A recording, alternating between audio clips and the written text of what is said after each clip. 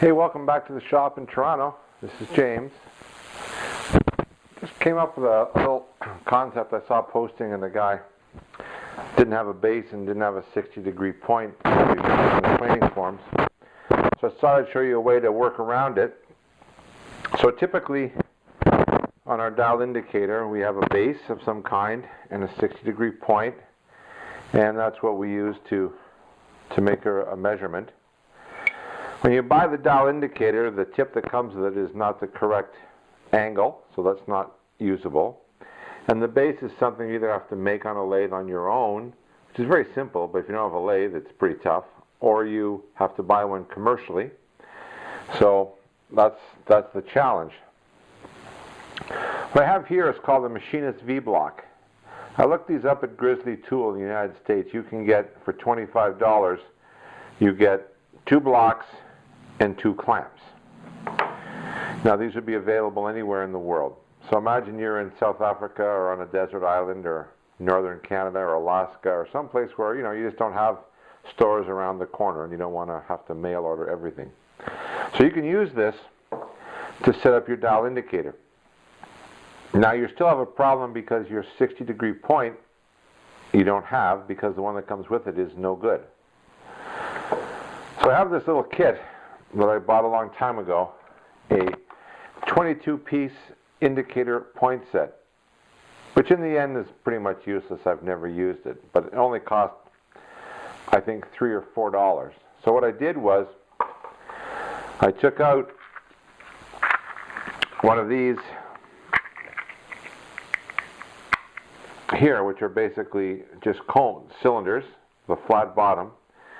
I put it on the lathe with the compound slide at 30 degrees, and I made a 60-degree tip.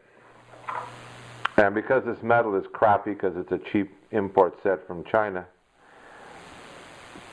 it was easy to turn on the lathe. So it took about 10 or 15 minutes. Now I've got a 60-degree point. I've got my import Chinese dial indicator, and I've got my Machinist V-Block that I bought from Grizzly Tool, which we don't have in Canada, so what can you do?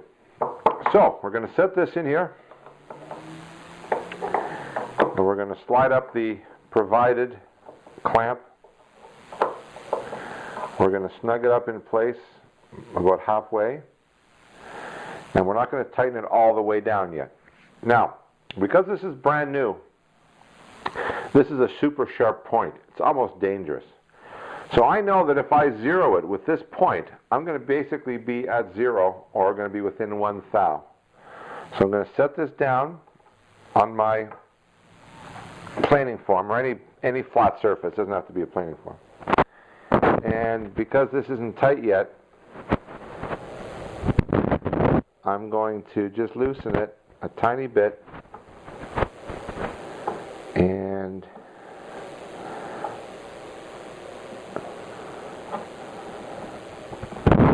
zero it. Well, that's my plan.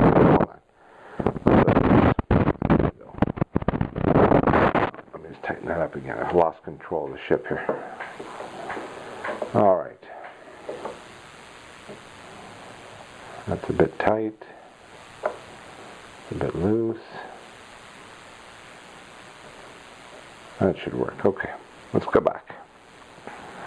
Set it on a flat surface and slide it up and down until we get to 0. We're at 0.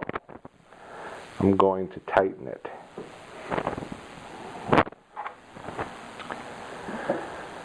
If you watched my first video, which was about dial indicators for bamboo rod making, you'll see this little thing I got from Chet at Bellinger. All this is a piece of metal with a precision hole drilled in it. And by precision, I mean it's exactly on size of 0.125, which is 1/8 of an inch. When you set your point in there, you're not measuring the point, you're measuring it on the shoulders, which is a much better way to read it. And with it in there, it should read 108. So I'm going to put it in place. I'm going to lean over, and it is reading 0.08. So on the inside setting, it's reading 0.8. And on the dial at the bottom, it's reading 5, I believe. Let me just have a peek there. 4. It's reading 408. So now we know that 408 means 108. So there you go. You can make your own 60-degree point by getting a cheesy little import set like this, turning it on a lathe. If you don't have a lathe, just find somebody that has one. There's always somebody that you know, and just say, hey, can you put a 60-degree point on there? And you just have to set the compound slide to 30 degrees and cut it for you. Or you can buy one. Now I went and I found this original bag. I had bought 3 at one point. This is a Mitutoyo 101190, and this cost about $8 or $10 when I bought them. So pretty inexpensive part. I would recommend making one because it's going to be a little more accurate. It's going to be a harder material, but this will work perfectly fine. And the other thing to remember, you know, you're staring at this, is it off by 1,000, is it off by 2,000? It really doesn't matter, and I'll tell you why. You still have to plane your strip, and then you have to measure your strip, then you're going to glue it up, then you're going to scrape off or sand off material and alter the size of your rod. So if you can be within 1 or 2 thou at this point, you're in great shape.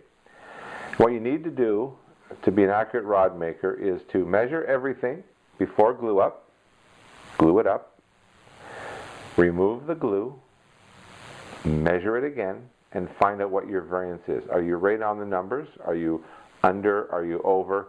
By doing that, you'll learn to compensate and maybe setting your forms by 2,000 under or 2,000 over based on what you do.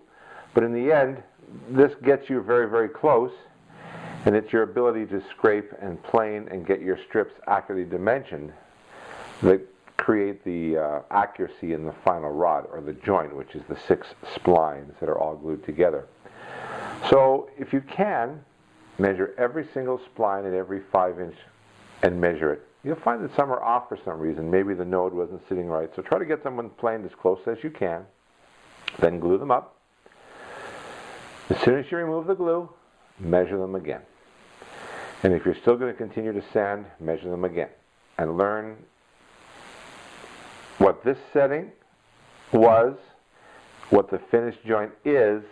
You'll find your variance, and away you go. So that's it. There's a quick and dirty way to get going without having to get a base made, or without having to buy a specific base, and the ability to make your own 60-degree point. Even if you have a sure line lathe, that's all you need. So get a little crappy set like this, which isn't much good for anything I learned, and then just turn it down on the lathe. Simple. These ones look like they're right, but they're 45 degrees, not 60. So you could always modify one of those too. But probably easier to use one of these. So there you go from Toronto. Another way to beat the system and find a way to do that. And I think I'll make another video of showing you how to set forms with a micrometer, or with a dial indicator possibly, but without using a 60-degree point, by using a rod in here. That's just another option for guys that don't have points. Anyway, any questions? canebuilder@gmail.com. Always happy to hear from you. Hopefully you'll subscribe to the channel. It keeps me motivated to keep making them, because in the end I have no idea. I've had 5,000 views, which is great. A lot of them came from Chet's giant rougher, so people want to hear about tools, so maybe we'll make some more of those.